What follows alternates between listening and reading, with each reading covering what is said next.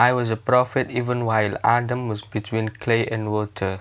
There are no less than 22 terms which Ibn Arabi uses to designate what one might call the reality of Muhammad, such terms as the spirit of Muhammad, the real Adam, the first intellect, the reality of realities, the intermediary, the pole, the servant of the all-embracing one, the most mighty spirit, the perfect human, etc. Hi, this is the last video on the perfect human at the cosmic level. In this video, we are going to discuss Ibn Arabi's view on the Prophet Muhammad as the perfect human at the cosmic level. If you like this video, please like and don't forget to subscribe to this channel if you haven't. Please share my videos if you consider them useful to other people. Your participation makes this small channel grow.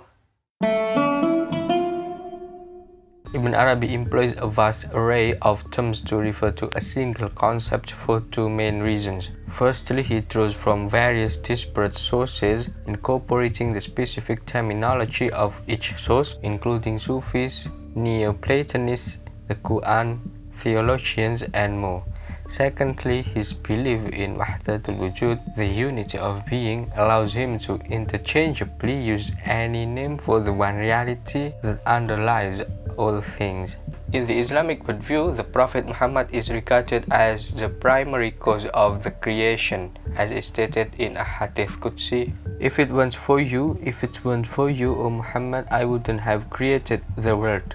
The Prophet Muhammad, considered the perfect human on the cosmic level, holds a unique position as the foremost self-determination or self-identification of Al-Haq. Theologically, he is regarded as God's primary creature, and Ibn Arabi refers to him as the light of Muhammad, based on one hadith that God's first creation was the light of Muhammad. This light existed even before all other beings came into existence.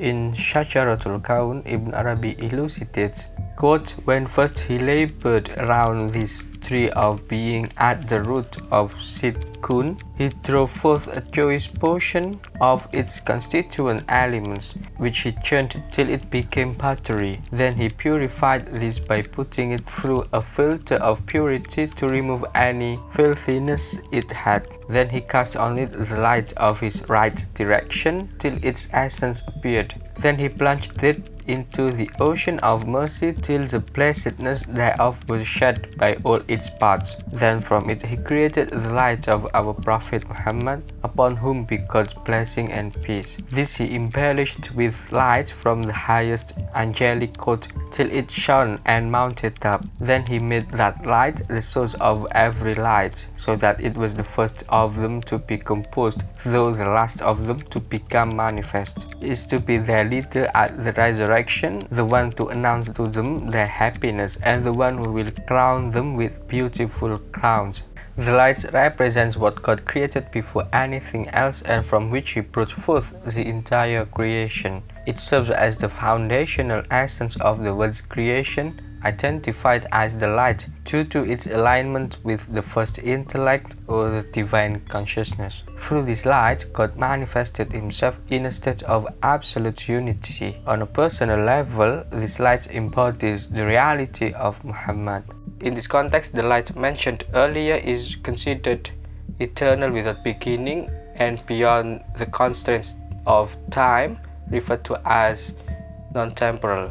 This light has been progressively revealed through various prophets such as Adam, Noah, Abraham, Moses, Jesus, and others until its ultimate historical manifestation in the form of the Prophet Muhammad. The light of Muhammad, having fulfilled its function in creation, inevitably played a role in history after the completion of creation. Ibn Arabi establishes a connection between this light and Adam, as well as Adam's confrontation with Iblis and with the succession of prophets after Adam, where each of them derived their prophetic light from the light of Muhammad. However, this entire succession of prophets ultimately pointed towards a future time when that light would find its fullest embodiment in a final messenger who would be the ultimate end seal of all prophets, coming himself from the unseen world of the kingdom of God into the corporeal world of dominion. and it was for him that the latter world had been created. According to Ibn Arabi, all prophets embody the concept of the perfect human.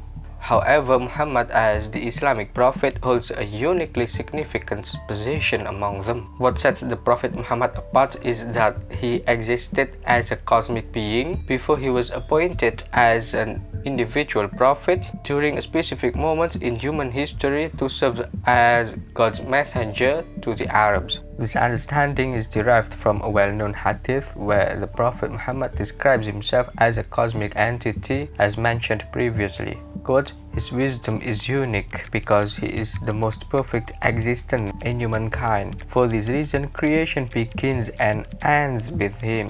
He was a prophet when Adam was between water and clay. Also in his essential structure, he is the seal of the prophets. He was the greatest proof of his Lord, for he was given all the words, that is, the things named by Adam." The Prophet Muhammad as a cosmic being stands as the initial manifestation of self-determination within the essence, at the level of unity, preceding all other forms of self-determination. Through him all infinite self-determinations found actualization. Al-Haq's self-determinations are structured in a vertical hierarchy, encompassing genera, species, kinds, and individuals. Muhammad embodies all these self-determinations comprehensively, leaving nothing excluded. In this regard, he possesses unparalleled uniqueness in the entire realm of wujud, with no counterpart or rival within this hierarchy. Indeed, the only entity surpassing him is the essence itself, existing at the level of absolute unity, transcending all self-determinations, be it in the form of an attribute, name, description, definition, or qualification. Ontologically, Muhammad is perceived as a cosmic being who has existed eternally, representing the level of permanent entities which are neither existent nor non-existent. This level serves as an intermediary stage or barzakh between Al-Haq and the created cosmos, which is the external manifestation of Al-Haq. While this intermediary stage is divine in its identification with the divine consciousness, it also possesses a creaturely or human aspect, deriving its significance from its connection to the created world. In its creaturely aspect, this intermediary stage embodies the reality of Muhammad and serves as the perfect human on the cosmic level. It's significant to note that the reality of Muhammad is not those permanent entities themselves. Instead, it acts as a unifying principle of all permanent entities and the active essence upon which the existence of those permanent entities depends. When viewed from Al-Haq's perspective, the reality of Muhammad represents Al-Haq's creative activity or the self-disclosure principle of the cosmos. It epitomizes Al-Haq in the initial stage of his eternal manifestation, portraying Al-Haq as the universal consciousness. Ontologically, the reality of Muhammad is also known as the reality of realities. It essentially represents Al-Haq not in his primordial absoluteness, but as the very first form in which Al-Haq begins to reveal himself. That is to say, the self-consciousness of the perfect human mirrors this divine consciousness most faithfully. Thus, on the cosmic level, the Prophet Muhammad aligns closely with the Platonian first intellect, as expounded by Afifi, one of the commentators of Fususul Hikam. Quote, "The Muhammadan logos, as understood by Ibn Arabi, may be regarded from many different points of view. As a purely metaphysical category, it is called the first intellect, Plotinus's nous, or the universal region of the Stoics. Ibn Arabi was, in a sense, more of a naturalistic monist like the Stoics. His logos is not an aspect of a transcendent deity over and above the universe,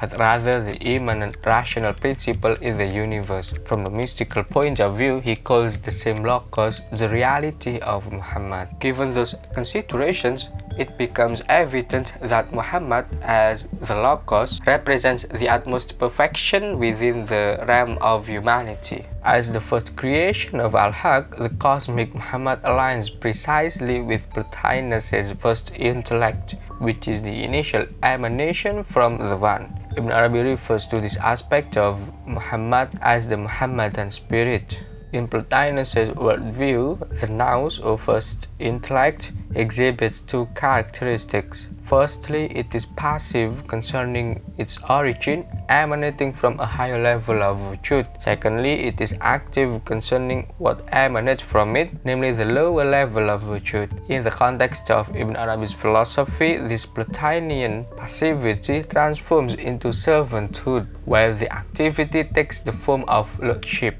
Consequently, the Muhammadan spirit assumes a position of passivity or servanthood in relation to the Creator, acknowledging the source of its own appearance and manifestation. However, when it comes to the world, the Muhammadan spirit exhibit an inherent activity serving as the primary principle of creation. Ibn Arabi explains this concept as follows. Since Muhammad was originally created as a servant, he never aspired to leadership but was always prostrating and standing before God in a passive way until God produced from him what he produced. He gave him the rank of action in the domain of breath. The cosmic Muhammad in this aspect perfectly exemplifies his intermediary nature, a barzakh of two stages. It assumes the role of a servant and exhibits passivity concerning al-haq, yet it functions as a lord and displays activity concerning the created world.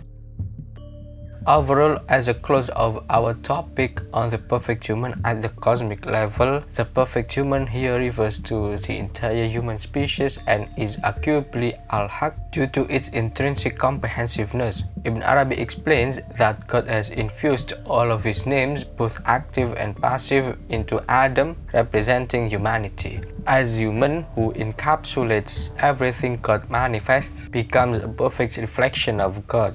Whatever can be attributed to human can also, to some extent, be ascribed to God. This is the essence of the statement human is al-haq. However, it is essential to handle this statement with caution as it can be easily misunderstood. To address the potential confusion, an ontological question arises.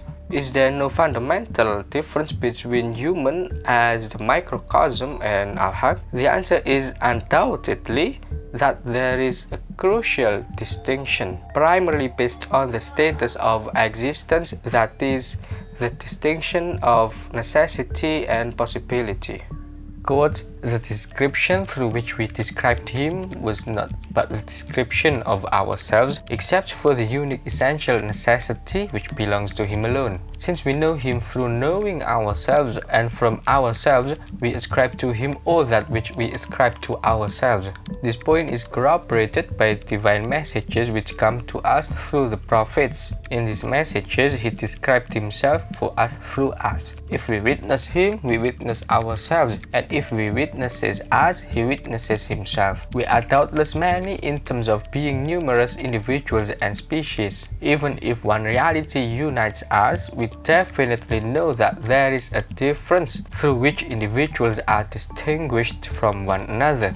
If this rule didn't exist, multiplicity wouldn't subsist in one entity. Likewise, even if he describes us through what he describes himself, that is, through all aspects, still there should be a difference, which is our need of him for our existence and the fact that our existence depends on him. This is because we are possible things, whereas he doesn't need that which we need. Thus, al-haq and the creatures share a certain commonality, but a fundamental distinction sets them apart. The necessity of existence, a unique characteristic exclusive to al-haq alone. Due to this necessity, al-haq possesses specific attributes that are not present in anything else, such as qidam or eternity. It is crucial to note that this is the only genuine philosophical difference between God and the creatures, quoting to Ibn Arabi's framework. As a fundamental difference, it significantly determines the relationship between human being and God. Among all beings in the world of existence, human holds the highest position. He is attributed with an ontological high.